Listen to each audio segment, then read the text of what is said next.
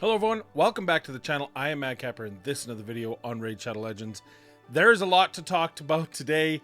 A lot of things happened in the previous week, including something that I'm kind of hiding, but you can see right above my screen there, which is a new type of altar summons, as well as one of the OG, one of the biggest in the Escape content creators leaving the program, leaving content creation for Raid Shadow Legends, and a little bit of a suspicious side angle on a series of videos that was brought forth due to my good friend Fastidious over on Watcher of Realms on his live. He kind of mentioned it and I looked at it and I thought this is good enough to bring to you. So we're going to talk about all that here today. So let's get into it.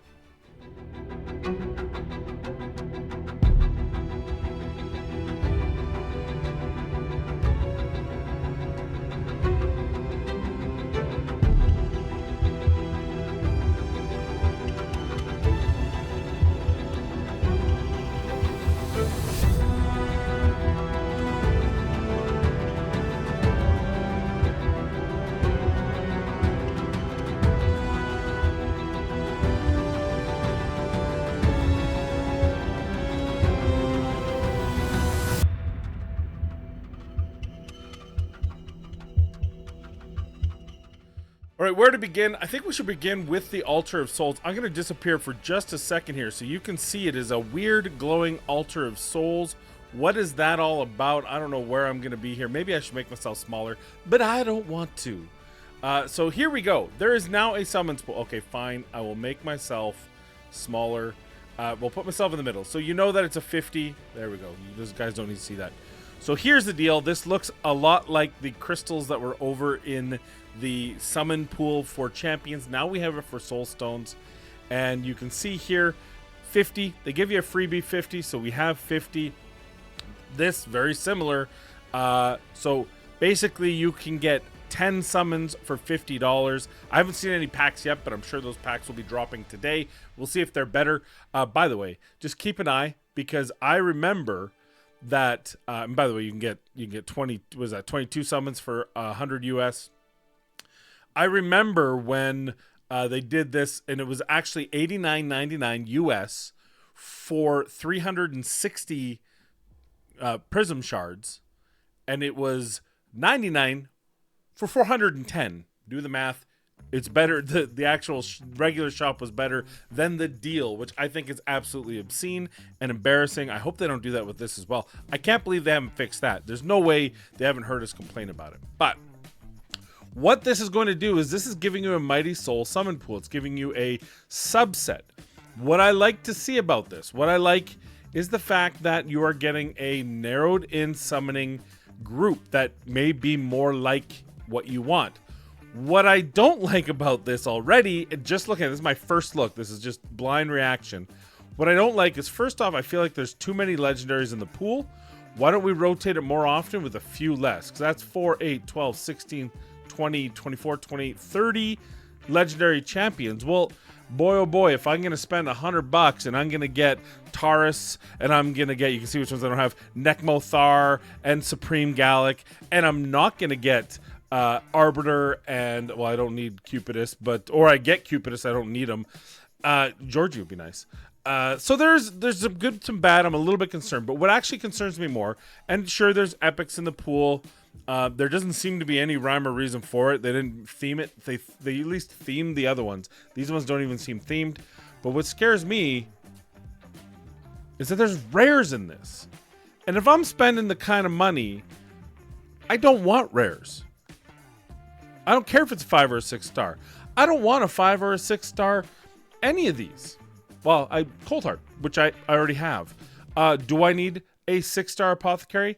The flip side is, for newer players, I guess this would be some sort of hey, I'm an early spend. You know, I started with my starter champion. Funny how they give Gallic as the starter and Aethel, but not the two that we care about, right? Why is Dildo in this? Why is Odachi? Maybe Tirlak, you can argue. The rest of them, look, Gallic shouldn't be in there. Cagebound. So these are mostly the best, but I am a little bit perturbed that they don't put Elhain or Kale in this pool, but they put Odachi, because we all have an Odachi, don't we? No, we don't. We don't all. That is not an accurate statement. So you can see I don't have an Odachi. But the rest, so I'm okay with the pool of them. I just want to know, is it an equal chance? What are the percentages to drop in each? Do we even know? Oh, there it is. And there's a 30% chance for a rare, 50% for an epic, 20% for a legendary, no mythical in this pool, at least at this time. Geez, a better chance to land a rare. That's gonna, I don't know. I don't like it. I'm not sure I like it, but I like the idea of it. For those who want to spend, or if you can earn these through tournaments and stuff, to get a couple chance to pull a good, at least if you're pulling, at least if you're pulling a rare, it's a 5 or a 6. Because anything short of a 5 or a 6, if you give it to me, I don't want it. Now, it just so happens I already have my 6-star Cold Hearts, but, you know, if I get a 6-star Fellhound, that's going to help my farming. Maybe I use him. I think I use him in Faction Wars anytime it needs a rare for the condition. So yeah, okay, we can go there. Apothecary, absolutely. He still does banger heals. So, you know, maybe you can argue that a 6-star soul for him would be kind of cool and kind of helpful as a rare champion to really propel you from mid game into a later game. So I'm cautiously okay about this. I don't know if I like the fact that it's 30%. I think it should be the other way in my mind. Also, but it doesn't tell you. Oh, it does tell you. So 3-star for 3-star, 40% chance epic, 35% 4-star, 15 and 10, 45, 30, 15 and 10. So a 10% chance of 20% to get a 6-star legendary. Is the pool worth it? I mean, it probably still is, but there's a few things that I'm not liking about it, but overall, I think it's going to be a good thing. Why don't we open up mine, see what's going on? 6-star legendary. Let's just make it happen. Okay, it's an epic, and it's a 4-star Ostrux, which, as you can see, I already have, which kind of hurts my soul, because now the one I got, and I already have it, which is not ideal, but is what it is. There we go. Special silver. No, I don't want silver pack. Come on. All right, so that's number one. Let me get out of this floating heaven. That's number one. Number two, I want to talk about a little bit of controversy in the gaming community. And to do that, I want to talk about the videos that were made for Chronicler Adolin. I'm going to show two content creators who made these. I'm sure there were more. I chose these two because I probably have the best relationship with these two out of the pool of content creators that had this. So I know that either one of them is not going to be upset because they know I'm not putting this on them. It has nothing to do with them whatsoever, but it is very suspicious, and this is what was mentioned. So this is the 7-day initial reaction. Chronicler Adolin, new player guide, 14-day chase reward. Nothing wrong with that. Cold Brew just doing what he does every day. Good friend of mine. There was the running joke we had for 3 years. I was going to move with him so that I could get out of my -30 weather and into his +30 Celsius, +30 weather in the middle winter. Would have loved it. He lives in Cyprus, so was absolutely. And if I can ever talk my fiance into warm weather, we could still do this. This might still be a thing. Probably not. But I need coffee for this. What is the problem? What do I have with this? Well, I don't know if you can see it, but you see right here the number of views. Let me zoom that in for you. 99K views in 11 days. Great job. Really blowing up. Really happy for him. Except let's take a look at another one. Chosen. I'll find it here somewhere. Free legendary right there. Let's go down here. 115,000 views 10 days ago. Great job. Hey, way to fire. Way to get a really poppin' video. But here's my problem. 115,000 views don't get 9 comments. 22 comments on 99K views. Something is suspicious. Furthermore, you look at Cold Brew's channel and you see what his normal view count: 4K, 3.6, 4.7, 2.7, 99, 5K, 11K, 5.5. In fact, everyone will get this new legendary. He had a teaser for 11,000 and then he had a guide for 99,000. Yes, there will be interest on any new login champion, and this could happen to any person. All it takes is the right jump into the algorithm, the right person mentioning it, and you create this flood. However, if this was an organic pop off, if this was an organic hit, you wouldn't have so few comments. If you look at, for example, let's go to the free legendary. It's got 11k views. We don't want to start. It's only a 5-minute one. 11k views, has 79 comments. Now, I'm not gonna go right to the conspiracy that this is a mess. First off, this has nothing to do with Chosen and Cold Brew. This isn't anything they did. I promise you, this is nothing they did. What this is something Plarium did. Now, to be the optimist, you can actually promote videos. I can choose any one of my videos on my channel. We'll go to my channel dashboard here, and I can go to content, and I can promote any one of these videos I want. And depending how much money I'm willing to spend, I don't even remember where it is because I've never actually done it, but I've seen it. Upload defaults, cards, best practice. Oh, no. I don't even know where it is. There is somewhere here that you can literally promote. You can spend money, right, to promote this video and to give this video better views, better. Maybe it's not here. Maybe I just do it. Anyway, there is somewhere that allows you to spend money to promote.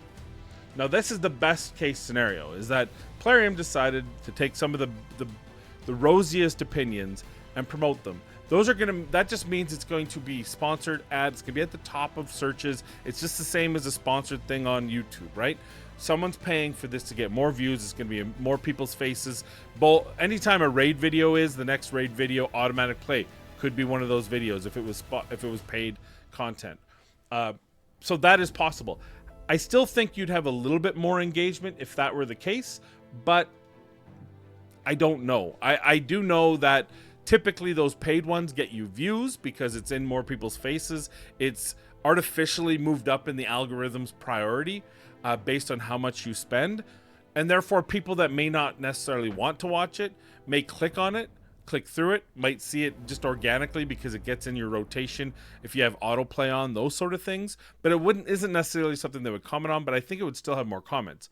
The more nefarious possibility is that Plarium boosted the rates of these they actually paid for views, which is concerning. Now, a company with Plarium's money, I don't suspect it'll be a pay for views thing. I do suspect that they probably just legally promoted it like you can on YouTube with any of your videos. You can do it.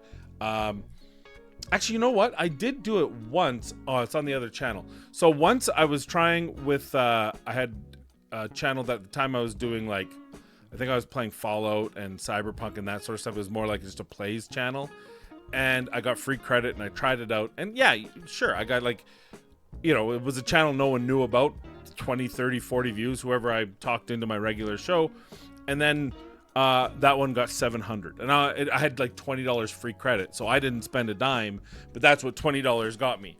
Plarium has deep pockets, so it's every possibility that they just went, yeah, boom, we like these videos, this is how we want to promote it, we're gonna put a spend. They spend on everything else. Why is this any different? They get people to do sponsored events all the time on live on Twitch and YouTube and that sort of stuff.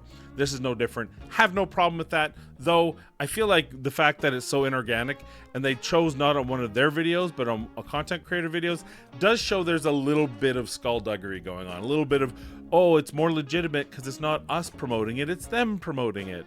And I think that's I don't know if it's in good taste, in my opinion. They could have done a lot better by just coming into the going into the news and saying, hey, look, here's this new champion we got going on. Oh, I already can't get there. There it is. Hey, check out these 2, 3, 4 content creators that made these videos on this. That could have been just as easy of a promotion, and it's been proven to do well when you embed in-game content creators. So, it is interesting. It is suspicious to me. What do you think? leave a comment down below. Is this like just a paid promotion? Is this paid views? What is Plarium doing? It is not Cold Brew. It is not Chosen. That much. Don't even bother saying that. It's absolutely not them doing it. It is on the other side. They wouldn't choose that video to do it, by the way. If you were going to do it nefariously, you know, he's got a ton of amazing videos. Cold Brew does. Why would he pick that one, right? Why wouldn't he pick the Fusion reveal? He could buy views on that. Like, he's not buying views. Cold Brew wouldn't do that. But it is interesting for me to say. So I want to talk about that. The final thing I want to talk about, and probably the most, let's close these out. You see it here. And it is the end of an era, the end of a legacy, one could say. You won't believe it. Here's the original video, the collab between Chosen and Hell Hades. It was on Hell Hades' channel, where he announced his retirement from content creation for Raid. This to me is one of the most significant exodus of the Raid community. I think this is something we should take note of. I always have believed that no matter how busy someone such as Chosen got in his life, if he felt that the juice was worth the squeeze, if he felt that the game still had enough draw to him and appeal to him and financial appeal to him, he would have kept going. The reality is, and he had a successful channel. He's not what it used to be in the old days, 130, 200, 220K views, but definitely, even you look here, 8, 10, forget that 115, right? He's still getting good, reasonable views, but it's not 20K. If this was 20K views a video, I think he'd still be sticking around. If he felt he still liked the game, he'd be sticking around. And I think this is something we should note. I think this is something we should notice. Do I think this is the death knell of Raid Shadow Legends? Absolutely not. I don't think that I don't think his reasoning is strictly because of, you know, maybe the game's not doing as well or whatever. It's simply his appeal for the game and the time that he has to do different projects, especially now that he's working for the Fateless team. I think it's time. He knows it's time. It's time he's got to, something's got to give as he moves into Fateless full time in his mind. And at some point, there's going to be a closed beta or a final alpha or that sort of thing where he's going to be able to do actual content on the channel. I fully suspect at some point this will turn into a Fateless channel. Why not? This is where the bread and butter is. This is where he's still got 80K views. He's still going to do content. It's going to be a little bit more widely dispersed. It's not going to be Raid specific. He's still going to play Raid. He didn't step out of the game. I'm in his clan, and we're still there, and the leader is still as far as I know. Oh no, they moved it to Slam because unfortunately, there's just a lot of it. He's still here. He logged in 2 hours ago. He's not stopping playing. He's still playing the game. But I think it's a reasonable thing for him to say it's time to move on. I wish him the best. We've been together for near 5 years. I joined the clan. I started playing in August, July, August, whenever the Foley Fusion was. I started making content December of that year.